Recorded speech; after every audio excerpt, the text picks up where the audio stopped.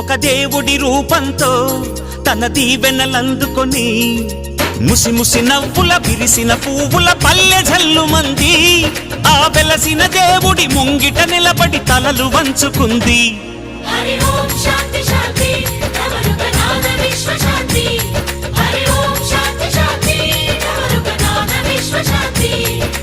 బంచిక బంచిక చంచక చక్కనమ్మ ముగ్గులెట్ట ఎంచక వాడి పంట పొంగులాడే బంచిక ఊరువడ చిందులాడే ఎంచక ఒక వేకువ దీపంతో ఈ లోకం మేలుకొని ఒక దేవుడి రూపంతో తన దీవెనలందుకొని